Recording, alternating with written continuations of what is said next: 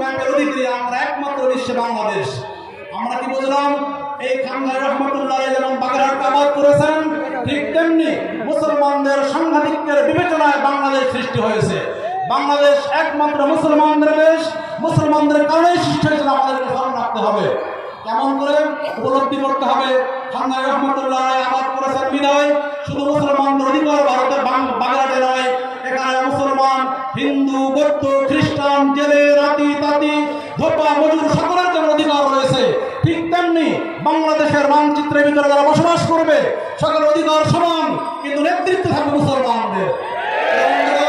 ইসলামের একটা আদর্শ, ইসলাম আদর্শের সামনে সকল ভিন্ন মত, ভিন্ন দল, ভিন্ন ধর্মের সম্মান, সম্পদ, সংগ্রাম, ইজ্জত একজন মুসলমানের সম্মান, সম্পদ, সংগ্রাম, ইজ্জতের মতো একইভাবে নিরাপত্তার ক্ষেত্রে প্রযোজ্য। অতএব ইসলামী আন্দোলন প্রতিষ্ঠা, ইসলামী হুকুমত ব্যতীত কল্যাণ রাষ্ট্রের কামনা করার অর্থাৎ হলো যে আপনি মাদার গাছ লাগে আম গাছ খাওয়ার নামান্তর। বন্ধুগণ, আমরা জানি বাংলাদেশ সৃষ্টির পরে এ পর্যন্ত ইসলাম আন্দোলন বাংলাদেশের নাই এত সুন্দর, সমুজ্জ্বল লিডারশিপ এদেশবাসী আর পায়নি। আমরা উদাহরণ দেখতে পাই, মদিনায় যখন প্রচন্ড আকারে কম্পন সৃষ্টি হলো, তখন সকলেই চিন্তিত হলো যে আমরা কি করতে পারি। রাতের আধারে তারা ছন্দবদ্ধ হয়ে যখন আগায় যাচ্ছে কম্পনের স্থলে, তারা দেখতে পান যে সেখান থেকে আল্লাহ রাসূল ফিরত আসতেছেন। তিনি বললেন, আশ্বস্ত থাকো, চিন্তা করিও না, কোনো ভয় নেই।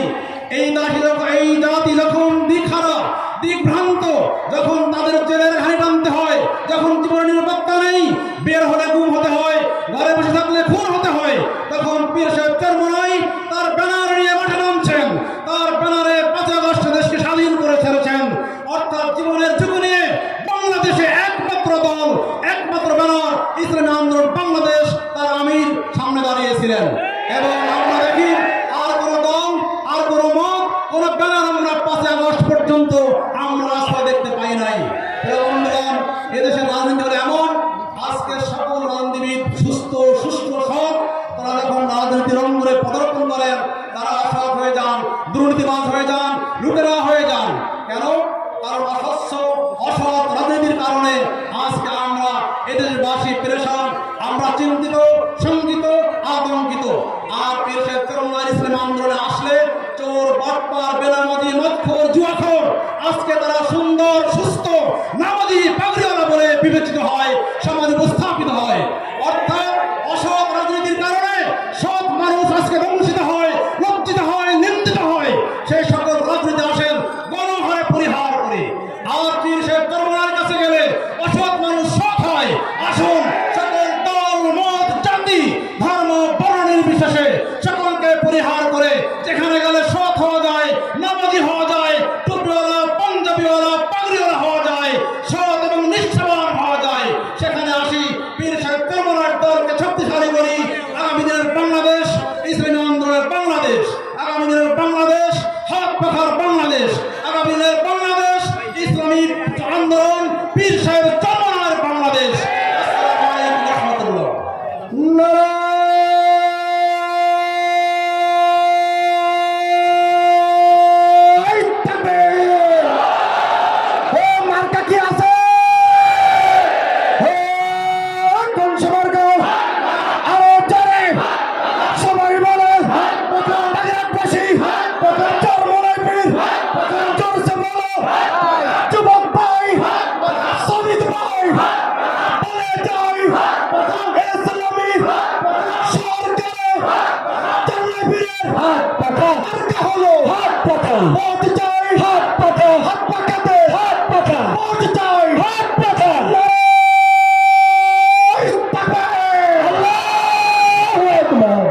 আলহামদুলিল্লাহ, গণসমাবেশের পর্যায়ে অত্যন্ত গুরুত্বপূর্ণ আলোচনা পেশ করবেন ইসলামী আন্দোলন কেন্দ্রীয় কমিটির অন্যতম সুরা সদস্য জনাব হযরত মাওলানা আলহাজ আব্দুল মজিদ সাহেব, পীর সাহেব, মোড়লগঞ্জ, খলিফা চরমনাই।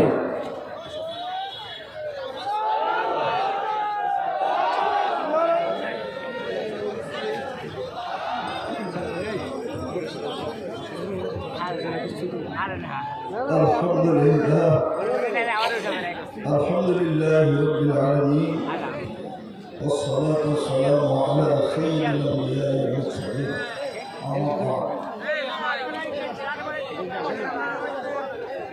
ইসলামী আন্দোলন বাংলাদেশ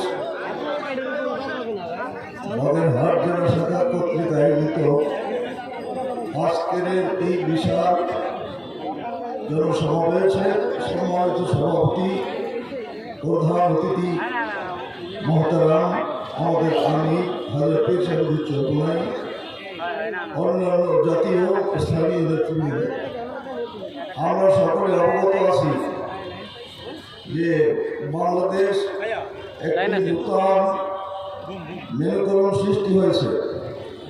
এটা একমাত্র ইসলামী আন্দোলনের মহতারাম আমির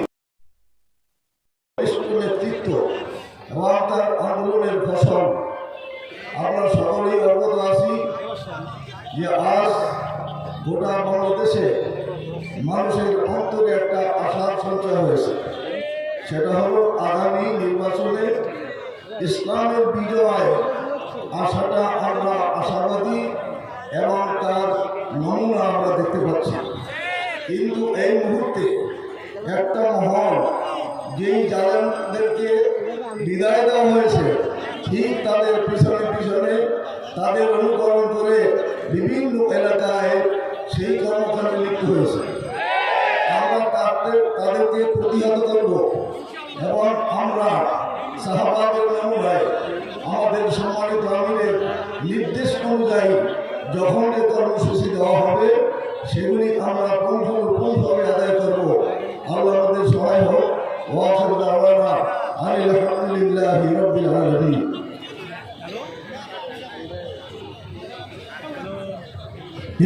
উপস্থিতি আজকের এই বিশাল গণসমাবেশের এ পর্যায়ে সভাপতির মূল্যবান ভাষণ প্রদান করবেন ইসলামী আন্দোলন ও